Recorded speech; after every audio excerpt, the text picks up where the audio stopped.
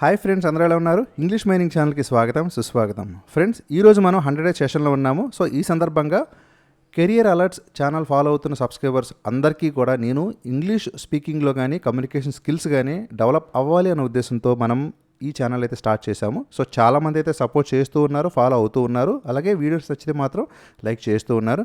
So నేను అందరికీ కూడా థ్యాంక్స్ అయితే చెప్పుకుంటున్నాను ఈ సందర్భంగా.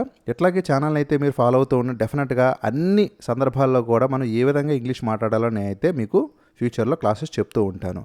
సో మన గత సిరీస్ అంతా కూడా ఏం చెప్తూ ఉన్నాము? ఈజ్, యామ్, ఆర్ అంటే వీటిని ప్రజెంట్ టెన్స్లో లేదా ప్రస్తుత కాలంలోని ఏ విధంగా వాడాలి, ఎన్ని సందర్భాల్లో వస్తాయి, అది ప్యాసివ్ వాయిస్లో కానీ అట్లాగే టెన్సెస్లో కానీ అయితే చెప్తూ ఉన్నాను. అలాగే ఇక లాస్ట్లో మనకి బీయింగ్ అనేది కూడా మనం అయితే ప్రజెంట్ సందర్భాల్లో అయితే వాడుతూ ఉంటాము. సో అది ఎప్పుడు వాడతాము ఏంటనేది నేను ఈ క్లాస్లో అయితే క్లియర్గా ఎక్స్ప్లెయిన్ చేస్తాను. డెఫినెట్గా ఈ క్లాస్ చూసిన తర్వాత ఇక మీదట మీరు బీయింగ్ అనేది ఎప్పుడు యూస్ చేయాలి ఏంటనేది ఒక ఐడియా అయితే వచ్చేస్తుంది, రైట్? సో వీడియో అయితే చిన్నగానే ఉంటుంది. సో డెఫినెట్గా అయితే వీడియోని లైక్ చేయండి, అలాగే మీ ఫ్రెండ్స్కి కూడా షేర్ చేయండి. ఇప్పుడు స్వార్థం, తెలివి తక్కువతనం, అనారోగ్యం, ఆశావాదం అంటే లక్షణాలు గైస్. సో ఏ లక్షణమైనా కనపడియండి. ఈ కేవలం 4 లక్షణాలే కాదు, ఇంకే లక్షణం కనిపించినా సరే ఆ లక్షణంతో వాడు ఇప్పుడు ప్రస్తుతం కనిపిస్తున్నాడు. ఇక్కడ ప్రస్తుతం అనేది చాలా చాలా ఇంపార్టెంట్. ఎందుకంటే మనం ప్రస్తుత కాలంలోనే వీటిని అయితే ఇలా యూజ్ చేస్తూ ఉంటాం కాబట్టి. ఎందుకంటే ఈజ్, యామ్, ఆర్ అనే కాంబినేషన్తో వచ్చేవన్నీ కూడా ప్రస్తుతం అయితేనే మాట్లాడాలి. అప్పుడు మనం బీయింగ్ అనేది యూజ్ చేస్తాము, రైట్? ఇప్పుడు ఎలాగో చూద్దాం. సో ఫస్ట్ అయితే నీవు తెలివి తక్కువగా ఉన్నావు అని మాట్లాడుతున్నాను. సో ప్రస్తుతం అయితే అతను అలా ఉన్నాడు కాబట్టి నేను తెలివి తక్కువగా ఉన్నావు అనేది చెప్పాలి. అప్పుడు ఏమంటాము? నీవు కాబట్టి యు ఆర్, అంతేనా? ఆర్ అనేది యూజ్ చేస్తాం, ఎందుకంటే యూ వచ్చినప్పుడు ఎప్పుడైనా సరే మనకి హెల్పింగ్ వర్బ్ ఆరే వస్తుంది కాబట్టి. సో యు ఆర్ ఎలాగా? బీయింగ్ అంటే ఉన్నాడు అని. ఎట్లా ఉన్నాడంట? సిల్లీగా ఉన్నాడు.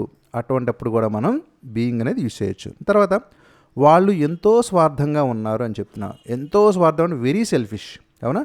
సో వాళ్ళు అంటున్నాం కాబట్టి దే ఆర్, అవునా? They are being very selfish అంటే వాళ్ళు ఎంతో స్వార్థంగా ఉన్నారనేది మనం చెప్పాలి, రైట్? అంతే కదా. ఇక నెక్స్ట్ సందర్భం చూద్దాం. నేను నీతో నిజాయితీగా ఉన్నాను అనేది మాట్లాడాలి, అవునా? నేను అంటే ఐ యామ్ మాట్లాడతాం, అవునా? నిజాయితీగా ఉన్నాను అంటే ఏంటి? ట్రూత్ఫుల్గా ఉన్నాను అనే కదా అర్థం. అని బీయింగ్ ట్రూత్ఫుల్ విత్ యూ, నీతో నిజాయితీగా ఉన్నాను అనేది చెప్తున్నాం. I am being truthful with you, అంతే కదా. ఇక నెక్స్ట్ ఏం జరుగుతుంది? నందిని మితిమీరిన ఆశావాదంతో ఉందని నా అభిప్రాయం. ఇక్కడ చూడండి, నా అభిప్రాయం ఉంటున్నాం కాబట్టి ఇన్ మై ఒపీనియన్ అనేది మనం యూజ్ చేస్తాము. తర్వాత Nandini is being a little over optimistic అంటే కొంచెం ఎక్కువ. అంటే కొంచెం ఎక్కువ అంటే అర్థం ఏంటి? మామూలుగా ఆశావాదం అన్నాయని మనం ఆప్టిమిస్టిక్ అంటాము, కానీ మితిమీరిన అంటున్నాం కాబట్టి లిటిల్ ఓవర్ ఆప్టిమిస్టిక్ అని అయితే నా ఉద్దేశం అని నేను చెప్తున్నాను. In my opinion Nandini is being a little over optimistic, అంతే కదా. అది ఇక తర్వాత చూడండి, ఎప్పుడైనా సరే మన బీయింగ్ అనేది మనకి ఇక్కడ ఇంపార్టెంట్, అవునా? అంటే అలా ఉంది, అలా కనిపిస్తూ ఉంది అనేది మనం చెప్పే ఉద్దేశం.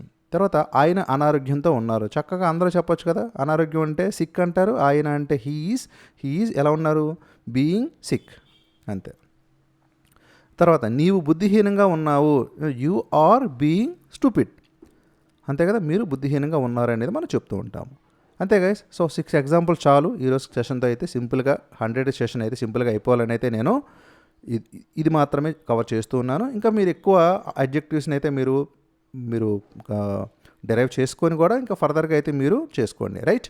So thank you for watching English mining. జై హింద్.